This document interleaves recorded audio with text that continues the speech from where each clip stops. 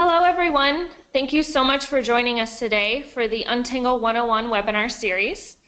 Today we'll be discussing our captive portal application and how Untangle's NG Firewall solution can help you manage all of your BYOD, bring your own devices, that are connecting to your network.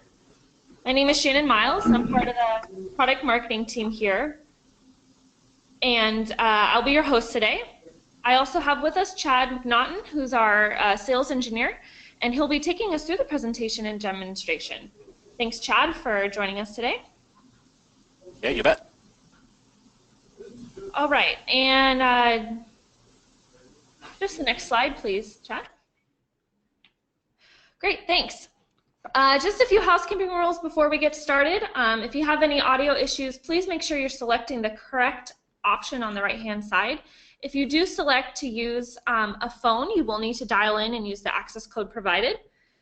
As a reminder, this webinar is being recorded, so you'll be able to rewatch or share this recording at your own convenience.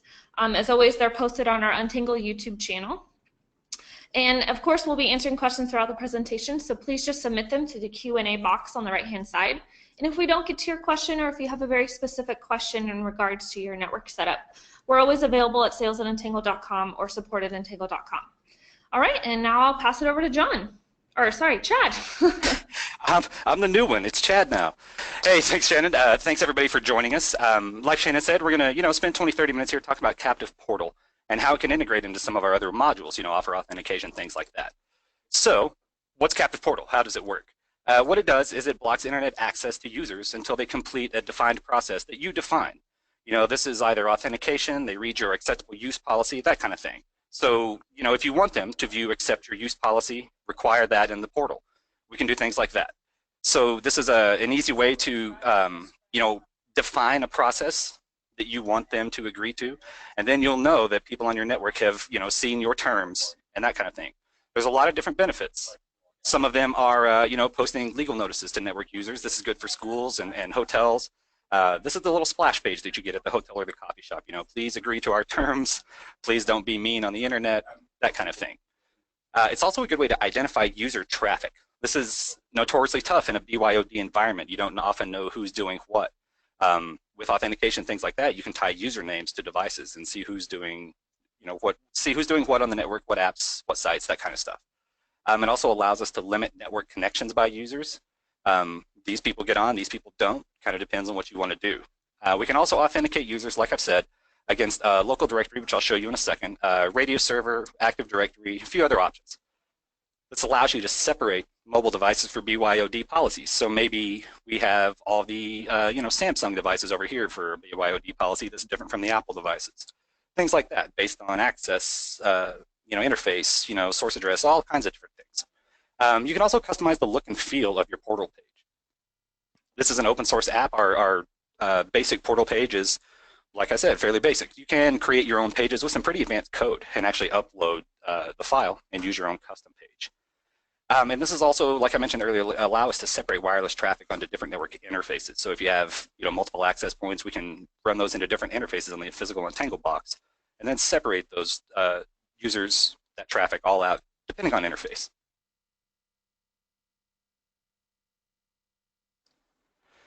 The captive portal options that we'll see over here in the demo will present you with just a basic message page, or you can choose authentication.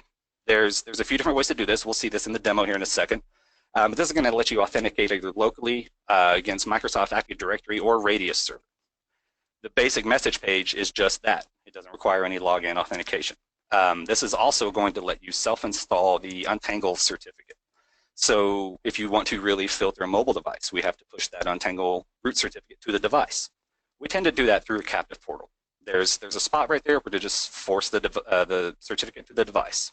If they don't agree to your certificate, they don't use your network. So if you need to be really strict with a portal page, we can force a certificate. We can also just disable it or just do a quick check, and then they get the, your connection is not private. Do you want to proceed? And then it's up to them.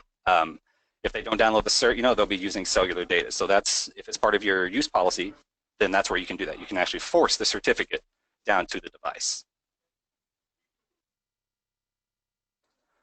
Another option that's new for version 13 in Untangle are some of our tags and triggers. So these live in a few different places. In our devices menu, you can go create tags right there on a user. And then through the triggers, we can actually set up a trigger that leverages a tag. So for the example we've got down here, maybe a student tag associates policies, built for students. So if I'm a student on your network, you can tag my session as student. Then maybe you create a policy based on student. Maybe everything coming in on this certain interface on that access point is student after hours. Maybe that's the Wi-Fi in their boarding room. That kind of thing. So a lot of different things we can do with tags. The triggers leverage the tags. So the tag is very open-ended. It's just a label, whatever you want to call it. If you want to call me Facebook user, if you want to call me not safe for work, you can create a policy based on those tags, whether it's local traffic, wireless traffic, however we're looking at it. But the portal can leverage those tags and then send them through the correct policies. This will also let you just proactively manage devices, hosts, users through Policy Manager, like I was saying. Once they're through Untangle, we can tag them as anything we want. So it's just a session. The tag is very open-ended. It's just a label for your own reference. So as long as you set the lifetime of the tag, that tag will live on that session. So if your tag lives for 24 hours, I come back to your network in 2 hours, I'm still tagged as a Facebook user, and I still go through those policies. It really doesn't matter if I authenticate or not because the tag's right there and it'll push me through the policy. So let's take a look at how some of these things might look to an end user. We'll go into some of the reporting here. What we're looking at, though, are web filter reports right here. So this is showing, categorization coming through that traffic. If we jump over to my Untangled demo here, you can see I've got a couple policies set up. Just this Windows 7 PC policy is the one that my virtual Windows box here is coming through. So we have a captive portal set up. And so when you get into the captive portal page, you'll see any active sessions. You can log a user out right here as well. I'll show you that when I get logged in. And then as well, you can see any reports here available. These are, user events, actual reports, lots of good summaries in here showing traffic. And it'll show any sessions coming through as well. The capture rules are what actually push devices through the captive portal. So you can see the rule I've set up is extremely basic. I just want this virtual machine I have to come through and get captured. So that's how it's set up. It's a very simple rule. You can see we do have lots of other conditions available. So if you do want to grab traffic, we have a lot of ways to do that. This can be based on authentication. We could do username, user groups from Active Directory, that kind of thing. It can be based on web traffic, client country, geolocation, MAC address, MAC vendor. I'll go on and on, but I'm not going to. There's a lot of available conditions there. So once we've got a condition in place, this box, my little Windows 7 PC, is officially getting captured. So like I said, a number of ways to do that. I'm doing it very simply because I'm in a virtual environment right now to test. So to show you guys basically how this will look, the basic message is, welcome to the portal. I would probably not type like that because that looks ugly, but you can update things here real simply. You can also do an HTTPS redirect if you need to do that down here. And the certificate detection that we mentioned is right here in the root certificate detection section.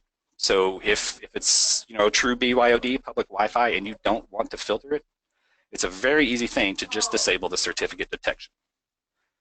Enabling the certificate detection is what places you as the man in the middle on that device, and you can do anything you want to with their secure traffic. This lets you truly block things like mobile device or mobile applications on devices. If I'm on your network with the certificate on my Android phone, for example, and you're blocking the Twitter application, I won't be able to use that on my phone because you push that certificate and you're the man in the middle on my secure traffic. So we can either do the disable, if it's true open Wi-Fi, just give them access to your network, or we can do a quick certificate check. Like I said, we've looked for a certificate, you don't have it, you can download it or you can proceed without a private connection.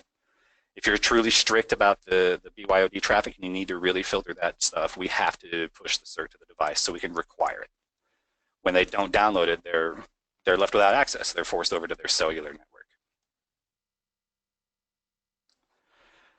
For the basic login, we can just come in here and username, password fields pop up. It's pretty similar. All the options are the same, but we're actually looking for a username and password. So this will leverage what we're looking at on authentication here. The custom is exactly what I said earlier. If you have a custom page, you can upload it. We have some templates for things like this on our wiki, under the captive portal section, and there are a few community created ones on our forums as well. So if you're looking for a specific page, we may have something sort of available as a template. But if not, you can go pretty crazy with customization and just upload the custom page. So on the user authentication tab here, you can see we do have quite a few options. I'm currently using a local directory authentication because it's a quick, easy thing to set up for this webinar. I basically created myself a user in our local directory, and I've got a username and password that I'll log into in the portal. This is where we can also set our idle timeout and our timeouts. If you want to allow cookie-based auth, we can do that as well. So if you want me to, only have to log in, once a day, you can do that. I'll log in the morning, and the cookie will keep me logged in. We can also track logins with MAC addresses. So if you're, doing things like specifically like open Wi-Fi, if you're not doing an authentication, we can still see a little bit of information because we'll see, if there's a host name on the device and a MAC address. If you are authenticating, we're basically tying a username to their device with a MAC address. So that's a nice option as well.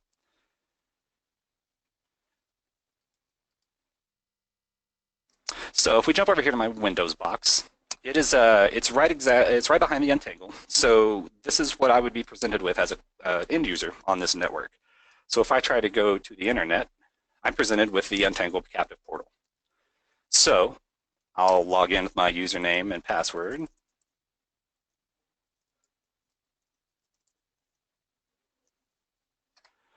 And you can see I was trying to get to CNN.com, but it's actually blocked. So I'm officially authenticated. Now you see my username and reports, and you see that I'm trying to, go to a blocked website. If we come back over here to the Untangle, we can come into reports here, and then just do a quick captive portal summary, and you'll see that traffic. The activity summary report as well will show any login, any failures, any timeouts, and then all session events will show everything that's happening, captured. So you can see that's me right there, and you can scroll through and see what I'm doing if you want to. Back in the actual captive portal,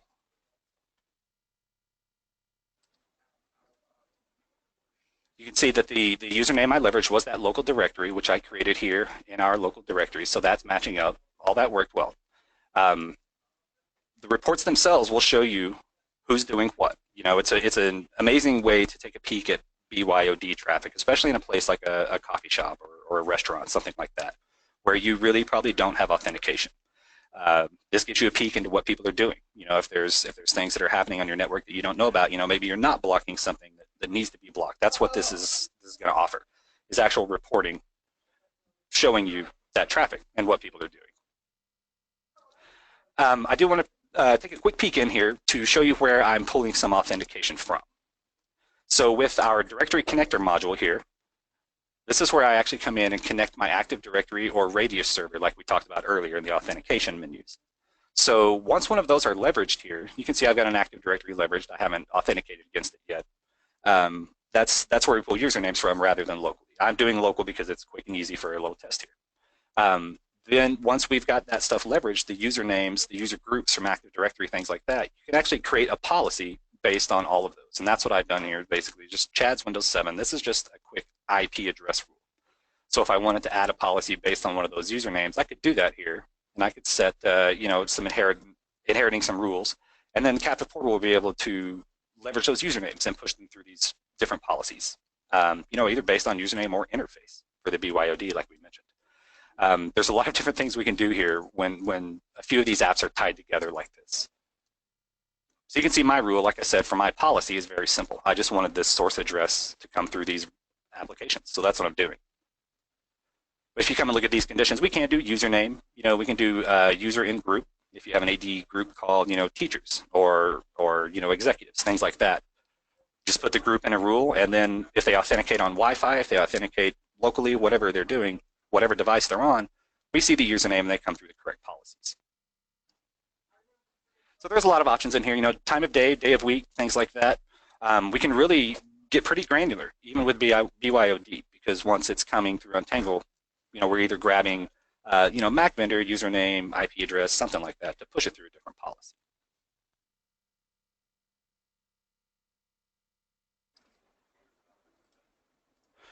One of the other main benefits, I think, of Captive Portal tying in with these is being able to leverage the actual widgets on our dashboard for reporting, because once you've got this traffic coming through, you can come over here and set up anything you want to on this dashboard. So maybe you want to see captured events all day, you can actually come in and change this dashboard here, and maybe you just want to see all those Captive Portal reports. You just want to see the activity summary. We can add that as a widget, and then if you want to stare at it all day, we can kind of just throw it up here, and now it's going to be right there. That's just a quick handy thing from the reporting on the dashboard side, so you can jump in. The other thing I want to point out is where you'll see logged in users. You can see I'm logged in on that MAC address. You see my username, and you can see how many sessions I've generated. So that's all happening right here. I can get around here if I want to, and I'll keep getting blocked for various reasons. But if I come over here and log this user out, that's going to be a very quick absolute thing. So now I'm logged out, I'm going to get the portal again when I come back, because I'm not authenticated either through cookies or that session that's alive still.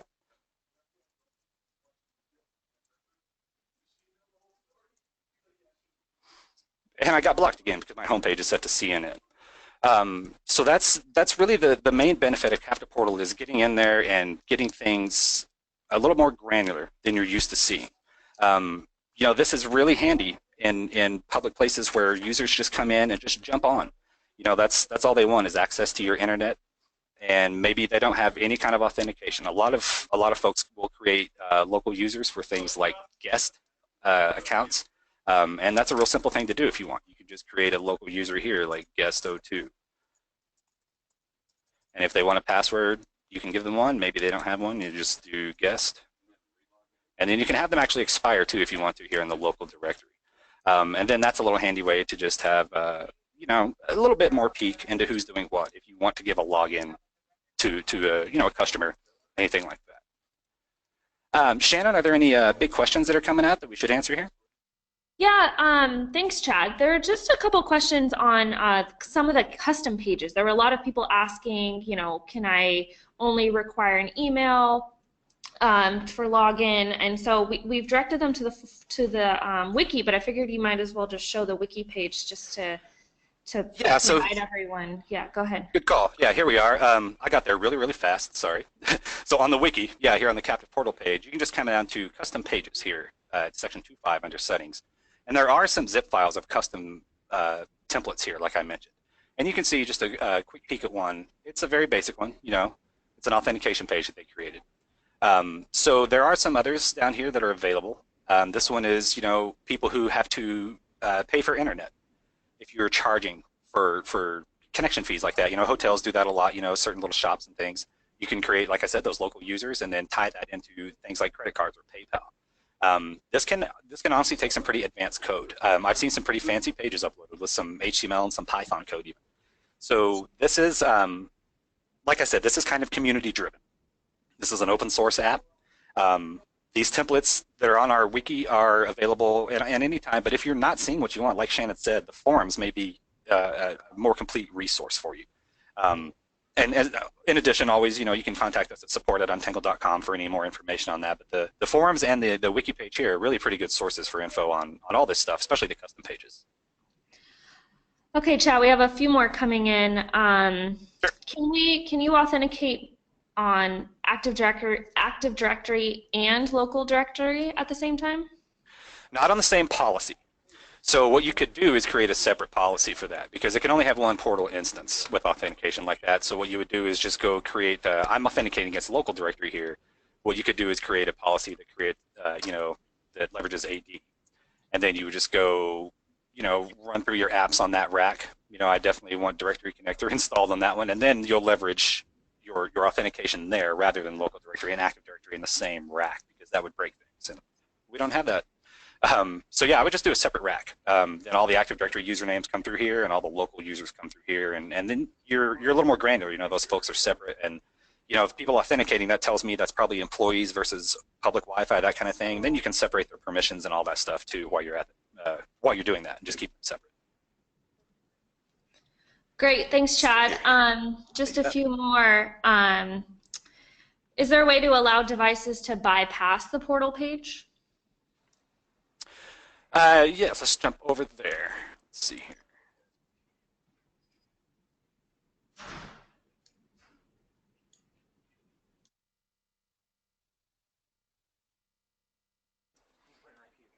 So on the past host tab right here, yeah, that's exactly what we're talking about. You just throw an IP address, and then they just go around the portal, and then they'll have access. So yeah, if IT guy's phone, CEO's computer, that kind of stuff, they want a portal, we just come in here to the past hosts, and we just create a rule there. We can also do that on the server side or client side. So that's where we do that. Let's see here. Any other questions coming in? Not right now. If you have any other questions, Okay. please just submit them in the Q&A box. You can continue on though, Chad. Okay. We're wrapping up here. It's that's Captive Portal in a nutshell. It is open source, like I said. It's pretty straightforward. It's a fairly simple app within the Untangle canon of applications. Obviously, it's a pretty simple app. If you do need some more resources on it, like I said, there's our wiki link that I was just showing you guys. There's a link to the forums and to our YouTube. We did just do a Captive Portal BYOD Tech Talks webinar not too long ago, a few weeks ago, that was a little more higher level, a little bit more advanced talks than we're doing today on actually creating those rules and pushing people through policies and things like that. And that's available on our YouTube channel as well. Yeah, if there aren't any other questions, Shannon, that's about all I've got for you. I'll pass it over to you. Yeah, I got some more questions that just popped up. Cool, naturally. Yeah, they all come in. Let's see. There was a question for someone I'm sure that's not aware of Untangle about what a rack is. So if you could just explain that. Sure, yeah. And that's verbiage that we're slowly phasing away. When we say rack, we mean policy. So policy manager right here is how we create separate policies for different groups, different devices, different traffic, all that stuff. So under policies, we'll say add policy. Like I was saying earlier, maybe it's a school and you have an Active Directory group called teachers. We only want teachers in there. So we've created that, but to actually push them through that, we can create a rule here that sends their Active Directory user group through all these apps.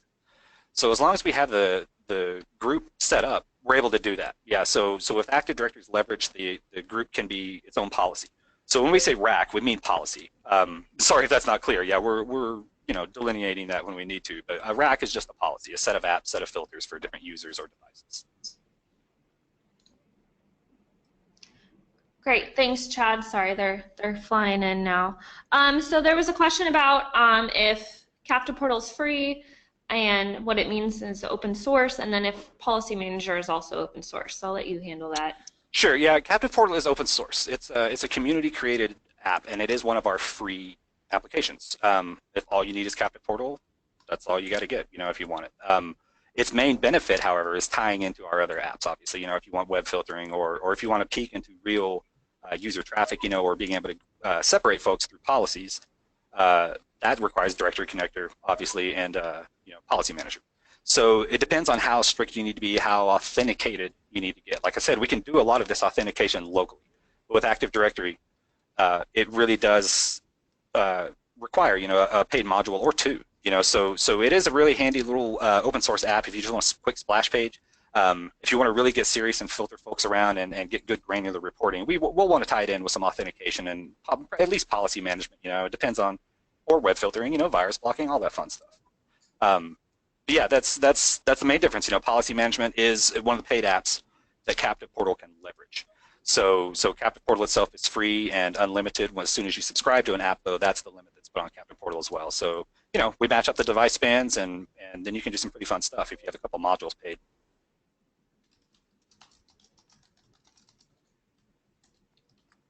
Let's see here. Directory Connector itself as a module is really only leveraging other services. So it'll leverage a Radius server or an Active Directory server.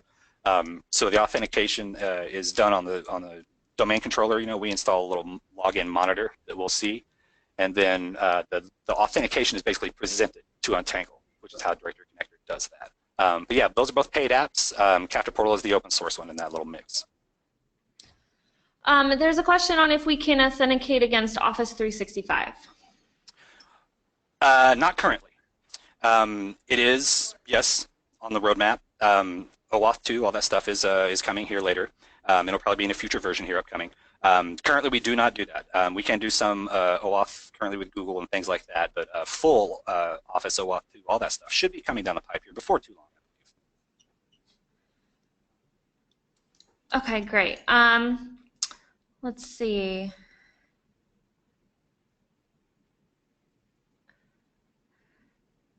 Can you create policies based on IP or MAC addresses? I believe you already answered that. Yes. MAC address is not almost yes. We can do that. Policy by IP is very common. It's almost the most common, because not everyone has an Active Directory or Radius server. So yeah, when we do that, we just do a policy, and it's kind of like mine is here on. Oops, I'm sorry. I'm going to show you. So my policy right here is actually just an IP rule. So all I've done is grab the internal IP address of this Windows machine, and I've just thrown that into a rule. So source address is my internal client IP. Target policy is Chad's Windows 7 PC. And so now it's absolute. I always go through those set of apps and those rules. And then when you click on your policy out here, that's how you see the rules. And these, if you're curious, if anyone's kind of new, these grayed out apps are gray because I'm inheriting their permissions from the policy above this, from the default policy. So you can see that's where they all live. But down here, they're all inherited. So I can't actually customize those. Unless I want to, then I just install it and then I can customize it. So now there's that thing. So yeah, Policy Manager is very cool. It lets you do all this stuff, as granular as you want, because when you're creating policies like that, there are quite a few different conditions to push them through. So the policy itself is just a name. It's just the name and the inheritance of permissions. The rule is what sends that traffic through. So yeah, source address, MAC address, client or vendor side, country, user groups, user names, time of day, day of week. So you can do a thing, like username is C. McNaughton, me, Chad. Time of day is 12 p.m. to 13 p.m., then maybe Facebook is open for me. And then when my lunch hour is over, I go back to my Windows 7 policy where everything's blocked. So things like that are what Policy Manager can do. And that's why it's so handy, is because there's so many conditions that we can pull traffic in from and then just push them through wherever we want to, really. Okay, yes, this webinar is being recorded, and a link will be sent out 24 hours after this has ended, as well as being posted on our YouTube channel. There was a question about the original rack view, Chad. I don't know if you wanted to show that people put that back. Oh, yeah. You bet. Yeah, it does still live there. If you go to config and an admin, you can go, there we go, to skins, and I believe just go to modern rack, and that'll do it. You save that, and then you have to go out here and do like a full refresh, and then your GUI should update. Hey, I went old school. There it is. All right. And, it's version 13, so it's also cleaner and prettier. We've got this nice fancy font now that I love. So, yeah, it's still there if you need it. If you're used to the rack view, obviously, it's still there. The new view, I think, loads a little faster, renders a little quicker. That's what the new GUI code was really built for. But yeah, this is always there as under the modern rack in config admin skins. All right, I think we're a little bit running out of time here. I know your questions are still coming in, but let's see. Yeah, so this may have been confusing for you. If it is, we do offer professional services, whether that be your new install, you need to configure your product. I know there were a lot of questions around, how do I set up my policy for my hospital or school? We do have configuration services. Our professionals are here to help make sure that your network is set up correctly. So please just contact us at sales@untangle.com to figure out, what the best solution is for you. Let's see, if you want to go to the next slide. Thank you. So I just want to reiterate, let's see, SysAdmin Day is on Friday, and we're very excited. We always celebrate this here at Untangle, and with that, we're having a contest on our Twitter channel. It's a kind of TGIF photo contest, so we want you to show us how you're enjoying this TGIF since SysAdmin Day falls on a Friday this year by sending us an action shot of you at hard work or hardly working as an IT pro. And to learn more info, you can go on our Twitter page, which is just @Untangle_Inc. and tweet a picture with the hashtags, Untangle TGIF and SysAdmin Day. To enter in for our contest. So there are going to be 10 lucky winners that are announced on Friday. So for an Amazon gift card. So, you know, you could be that lucky one. Let's see. Yeah. So I know, let's see. Nope, no more questions. Okay, so thank you so much, everyone, for joining us today. Thank you, Chad, for the great demo. We have a ton of resources, as Chad mentioned. We have our wiki and our forums. Our forums is our community-based or open forum, so you can go on and ask questions to our engineers as well as other Untangle users. Our wiki is our technical documentation, which, you know, is also written by, which Chad showed for the captive portal, has information on all of our apps as well as, you know, any custom pages that you want. We have scheduled webinars coming up. Our next one is, if you're completely new to Untangle or you know of someone that's interested in Untangle, we have our intro to NG Firewall, which is next week. So this is a perfect webinar for those people. And then we have a Tech Talks. Our Tech Talks are more technical, very technical. Our QA director, John Coffin, goes into the nitty-gritties of what you can do into Untangle, and this one's on our IPsec VPN application. Let's see, someone wanted to go back to the Twitter page. Yeah, sorry, I went back. Yeah, so if you have any, just go to our Twitter page. If you don't know how to get there, Chad, if you want to go to the Untangle website, just really quick. And just go to the footer all the way down, and you'll see the little Twitter icon. If you click that, that'll take you to our Twitter page, and you can see all the info as well as the other people that have entered the contest and how you can enter. So it's really simple. We hope you can enter. And yeah, see some of the cool pictures that we've gotten so far. You know, again, this is something we try and do every year, is do some sort of contest to celebrate you guys. So thank you so much for joining us today. Thanks, Chad. If we didn't get to your question, I apologize, but please contact us at support@untangle.com. We'll be happy to answer your question. All right, thanks so much. See you next time. Thanks.